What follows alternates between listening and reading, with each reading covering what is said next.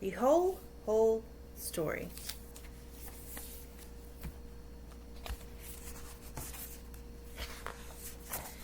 Zia had a hole in her pocket. That didn't stop her from stuffing small things in it, such as gumballs, sparkly rocks, and jumpy frogs. Sometimes they stayed, sometimes they fell through and got lost. Zia paid no attention.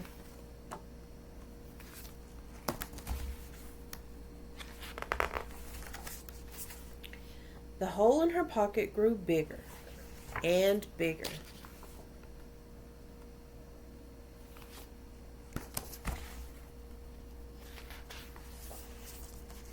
Until one day Zia herself fell right through.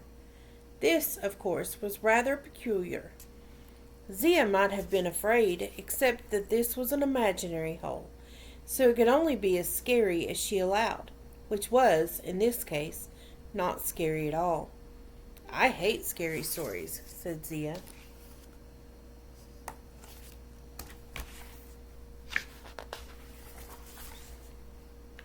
She sat quietly at the bottom, where holes and thoughts run deep, and considered what to do with such an obviously wonderful hole. The best ideas usually came to her when she went fishing. A fishing hole is just what I need, Zia decided.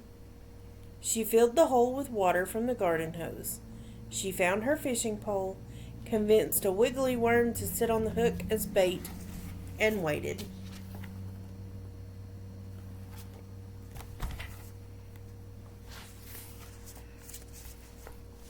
After some time, she felt a nibble. Zia reeled in a fat fish with bulgy eyes and fancy fins. The fish smiled a fish-lipped smile. The only thing better than catching a fish, as far as Zia was concerned, was letting a fish go. The fish flipped a fin in thanks, which was polite, but rather droopy.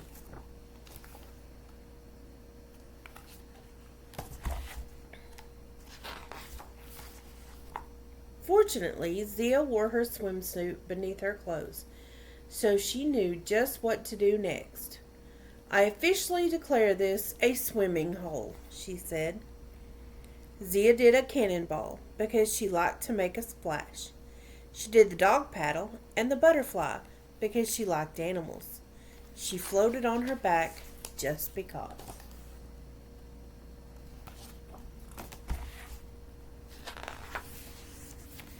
Looking up, Zia spotted one fluffy cloud shaped like a thirsty lion. "He needs a watering hole," Zia said.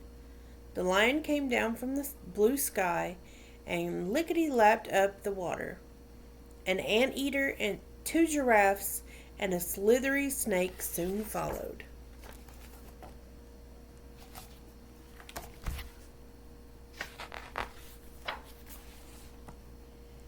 The greedy lion, hoping to scare away the other animals, told them that a green crocodile with sharp teeth lived deep down in the watering hole. The giraffes found the lion's story difficult to swallow. "Do you know what bugs me?" asked the anteater between snacks. "I believe the lion's lying." "Sounds like nothing but a tail to me," hissed the snake, who was really not much more than a tail himself.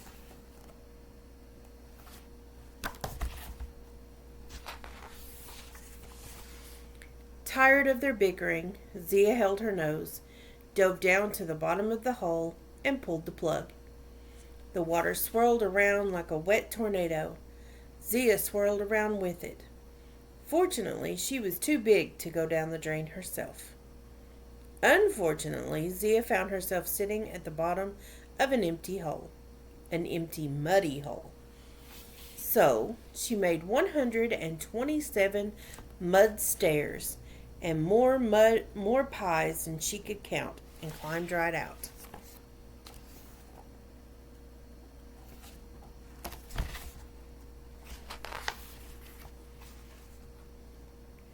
Then she sat on the edge, feet dangling, certain that such a big hole must be useful in some way.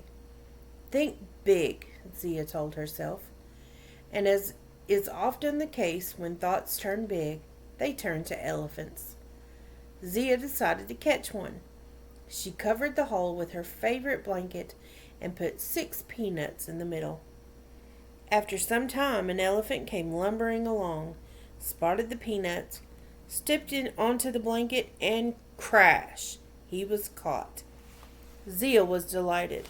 The elephant was not.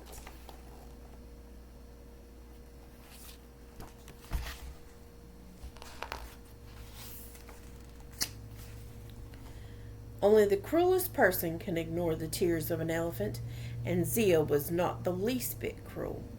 She tried to help the elephant out of the hole, but he was too heavy. Instead, she decided to help the elephant dig the hole deeper and deeper, all the way to the other side of the world.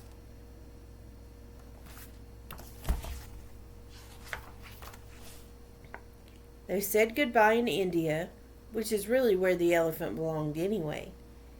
"Send me a postcard," Zia said. Zia did so like to get mail. "I won't forget," the elephant promised.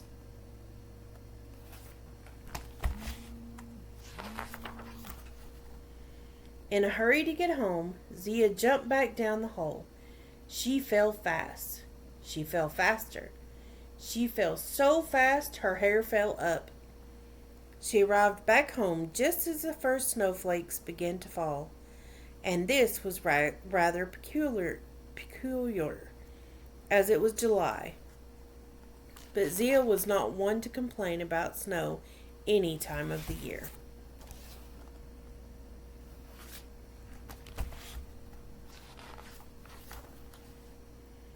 Zia filled the hole with water for a second time. Then she laced up her ice skates and made perfect figure eights on the frozen surface. Unfortunately, the blades were too sharp, and they cut a hole in the ice.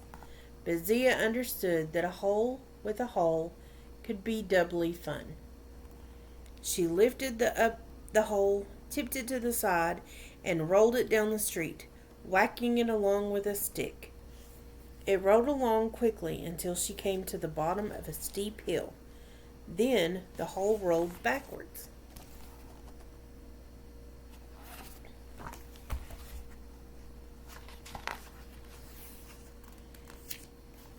And fell right on top of her. And there it stayed.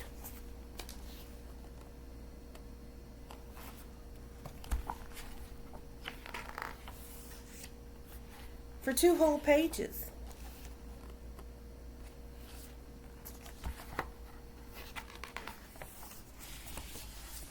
After a while, Zia crawled out and once again considered what to do with the hole.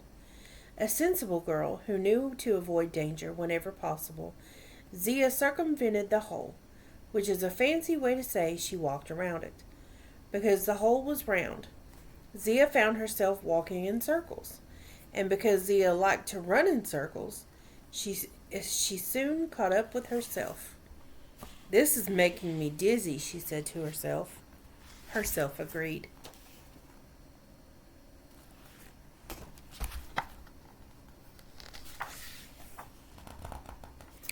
Zia climbed up a nearby tree for a rest. From high up in the branches, the hole looked rather small.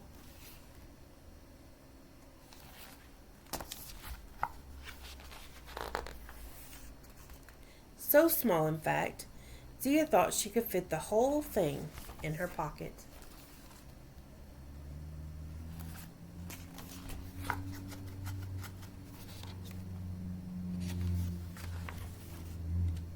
And so she did.